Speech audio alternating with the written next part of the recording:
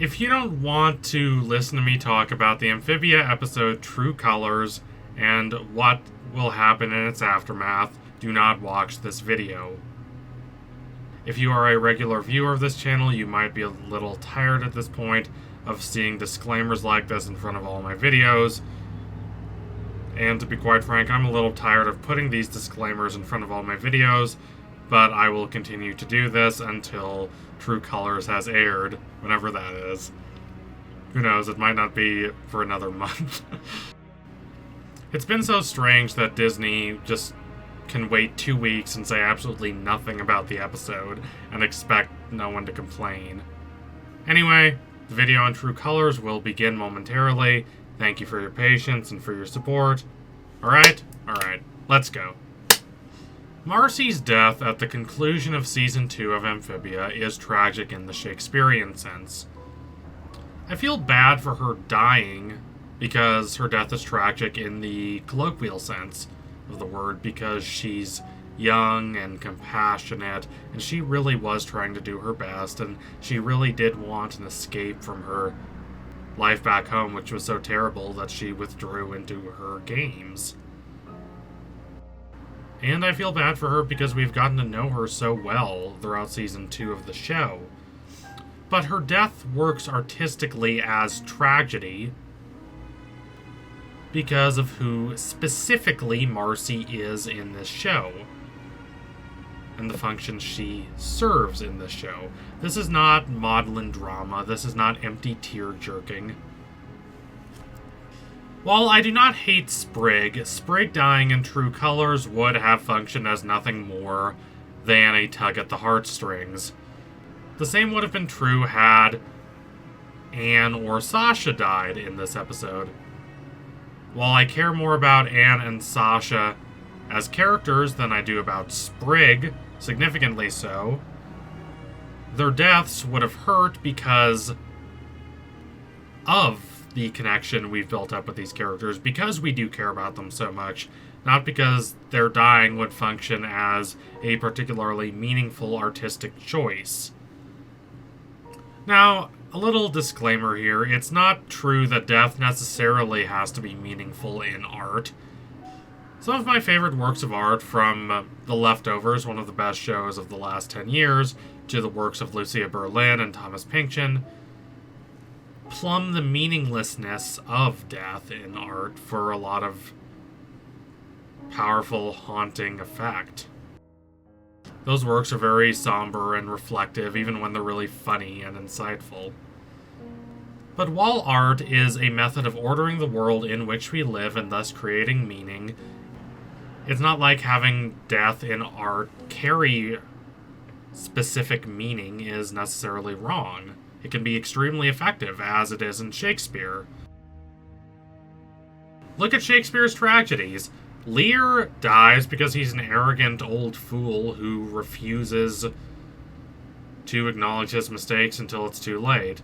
Macbeth dies because he doesn't realize that killing the king, Duncan, will set him on this path that will force him to keep killing more people and keep putting himself into greater and greater danger until eventually he has no more allies and the entirety of Scotland is turned against him, leading to his death. Othello dies because he's paranoid and anxious and he puts his trust in the wrong people. In each case, the protagonist dies because they make a wrong choice resulting from some sort of personal failing. They pay for their mistakes. These deaths have clear, haunting meanings. Now, this is not to say they're simplistic, and this is not to say that we can be reductionist and say that, oh, the death of X explicitly means Y. There can be multiple different interpretations. But the emotional through lines are not muddied or vague. They're very heartbreakingly clear. They're not cheap fables, but they are devastating because there is a lucid, undeniable connection between the actions that are taken and the results those actions end up having. And this is the same as the case of Marcy. Now, I'm not saying Marcy's death in Amphibia is as good as those Shakespearean tragedies. It is considerably better than Titus Andronicus, though, but that's not really the point. The point is that Marcy's tragic death carries such meaning due to it following along these traditional Shakespearean tragic patterns. When we are introduced to Marcy, she is presented, pretty obviously, as a clumsy dork who has managed to flourish in Amphibia. She is a gamer who prefers interacting with the fantastical and magical to such a degree that she compromises her own safety here on Earth. When we first meet Marcy and she's so upbeat and happy-go-lucky, it's easy to think of this as merely a fun quirk. But in reality, it speaks to a deep dissatisfaction with her life on Earth. She was not happy, even before her parents forced her to move away from Anne and Sasha. And she cares so much about Anne and Sasha not only because she's 13, and at that age it really hurts to lose friends you've had for such a long time, but also because Anne and Sasha are these two pillars that make living in the world bearable for Marcy. They anchor her to reality even as she's flying off into the worlds of these games. If she is forced to leave Anne and Sasha and not really interact with them as much as she does now, then she would really feel the weight of all her dissatisfaction with her physical, mundane reality on Earth. Those pillars anchoring her to the ordinary world and stopping her from putting herself in grave danger, those pillars would be gone. And she knows this. Marcy is not an idiot. She is very distraught at the thought of what's going to become of her once she no longer has her friends, to the extent that she is willing to take drastic action and trap both herself and her friends in another world, a fantastical world. This isn't to position her as some sort of Machiavellian genius. As she points out herself in True Colors, she had no idea the box would work. It's not like she had done a lot of profound, hard-hitting research on it. But to a certain extent, that's beside the point. She was happy when the box did work. She was overjoyed. If she could have made sure the box would have transported them to Amphibia before they opened it, she would have. That's how desperate she has become. And to a certain extent, Marcy's actions are sympathetic. She really was doing terribly on Earth, and in Amphibia, she thrives, she flourishes. It's not so much that she's a different person, but all the things that were detriments to her on Earth, her love of fantasy, and these adventures in these other worlds, those are strengths here, because she gets to be that adventurer. She gets to do that exploring. She's not this kid drifting off into fantasy land anymore. She's an adventurer. She's a guard. She's very competent at her job. She's very competent at defending the city of Newtopia. Now, it is not that she consciously thinks of Amphibia as a game. It's not that she acts like nothing she does matters. It's quite the opposite. For the first time, she feels a real connection to her lived reality. She feels like what she's doing actually does matter. But it is true that she is very much seeing this through the lens of the video games she's played. She behaves like she's living in these fantasies. It's not for nothing that when Anne is trying on all these different versions of armor and gear in the episode Bessie and Michelangelo, Marcy explicitly encourages her to roleplay and live the fantasy. That's how she views this world. She does very much strike me as the kind of person who prefers the rules and restrictions of video games to the nebulous chaos that is actually interacting with people. She explicitly says that she has trouble looking people in the eye. And she really wants to believe that human interactions can be simplified and made into a mechanical game where if she does X, Y will happen. Of course, people are not that simple, but Marcy really wants to believe people are that simple. She is the one who says people are just another puzzle to solve in New Wardwood, and even though she learns that no, that's not the case, by the end of the episode, her overall attitude does not drastically change.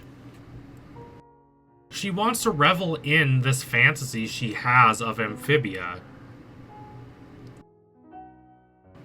And that fantasy includes preventing her friends from leaving her and returning to Earth. She wants the three of them to travel to different worlds together and stay as best friends forever. And it is childish in a way, but it's childish in a way that comes from a very raw and honest place. And because of that, it's hard to be too angry at her. But we should acknowledge that Marcy makes two related mistakes. The first is to ignore the cracks in the image she has of Amphibia as this perfect fantasy world where nothing can go wrong for her, thus allowing Andrias to quite easily manipulate her. The second is to impose her ideals of what's best on other people without their consent. In a strange way, this fault is a mirror of Sasha's greatest fault. There is a difference, though, and that difference is that Sasha, while she comes off as controlling and manipulative, she really does want what's best for other people. She really does want others to succeed and thrive. She's not selfish, not in the way that that word is normally meant. She thinks a lot about other people. She cares about her friends very deeply, perhaps more than she cares about herself, if we're being honest here. And she wants others to view her accordingly.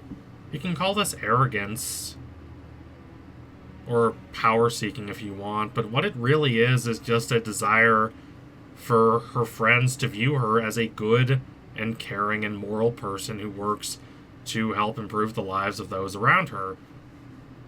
Now, I'm not saying this to excuse Sasha's actions, and even if her intentions are good, that does not mean she translates those intentions into actually making people's lives better, and over the course of the show, she has to try and learn to let go and give the others more freedom. But if I'm being brutally honest here, I have to say I'm a little more sympathetic toward Sasha than I am to Marcy. Again, I really like Marcy, but she just implicitly believes that the others will share her value system, that the others will be just fine with not ever returning to Earth and just traveling to these other worlds. People are just another puzzle to solve, after all. It does seem like she honestly believes that when Andrias says that, oh, I can take you to other worlds, like Marcy believes he will, the others will just be fine with that. This is a bigger mistake than just trusting Andrias. It comes from her believing her friends will just be as willing to not return home as she is. And this mistake costs her her friendships, at least temporarily. There's this heartbreaking shot where her friends back away from her, and she drops to her knees, and she's just consumed in her own shadow. It is the most haunting image in this show. For her mistake in trusting Andrias, she loses her life. She never doubted Andrias because of her idealized image of Amphibia, and this cost her. In Shakespearean tragedy, there are no second chances. The world can be beautiful and strange, but it is, in Shakespearean tragedy, above all unforgiving. One makes a tragic mistake related to a major fault, and there's no coming back from that. even when one realizes their mistake, it's too late. It's a cold, solemn genre. And I do not think Amphibia will be quite this cold. Now, I hope Marcy actually is dead. And I hope that she's not just revived in episode 1 of season 3. That would feel kind of cheap, but I do hope that she is in fact revived. I do hope that she has a second chance to correct her mistakes and correct her faults and try and become a better person. If she does have that chance, and if she is revived, that takes us from Shakespearean tragedy to Shakespearean tragic comedy, especially one of my favorite Shakespeare plays, The Winter's Tale. These are works marked by sorrow and loss and degeneration, but there is still a sense of hope. There is still a promise of renewal, of spring coming after winter. The darkness matters and it has lingering consequences, but it can be overcome. So let us tightly grip that dream of hope, of spring, of renewal, of new life. So thank you all for watching. If you liked what you saw today, don't forget to like, comment, and subscribe. Donate to my Patreon if you can and you want to see more videos like this. Keep watching Amphibia. It needs your support. It has not been treated particularly well by the Disney Corporation. Also, I hate to sound like your English teacher, but read Shakespeare if you haven't, or if you've only read a few of his plays. The full breadth of his oeuvre is really impressive. I really recommend The Winter's Tale if you haven't read it. It's really good. Anyway, what do you think's going to happen to Marcy as the show goes forward? Will she indeed be revived? Should she be revived? I'd love to hear your thoughts in the comments. Anyway, tune in soon for my next analysis. It will be coming soon. Promise you that. Thank you all again. Adios, comrades.